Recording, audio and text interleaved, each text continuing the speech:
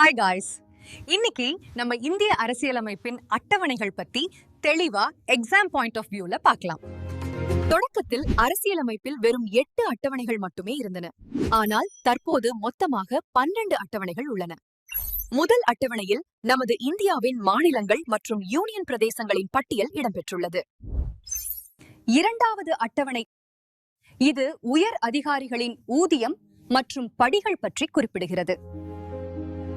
இதில் குடியரசுத் தலைவர், ஆளுநர் மற்றும் நீதிபதிகளின் ஊதிய விவரங்கள் அனைத்தும் அடங்கும்.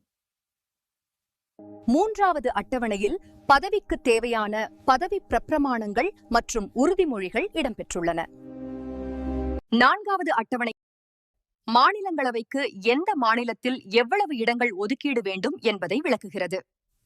ஐந்தாவது அட்டவணை இது தாழ்த்தப்பட்ட பகுதிகள் மற்றும் பழங்குடியினர் பகுதியின் நிர்வாகம் பற்றி கூறுகிறது. ஆறாவது அட்டவணை இது வடகிழக்கு மாநிலங்களில் உள்ள பழங்குடியின பகுதிகளுக்கு பொருந்தும்.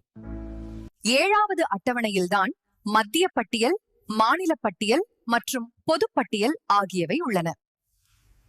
எட்டாவது அட்டவணையில் இந்திய அரசால் அங்கீகரிக்கப்பட்ட அலுவலக மொழிகள் பட்டியலிடப்பட்டுள்ளன.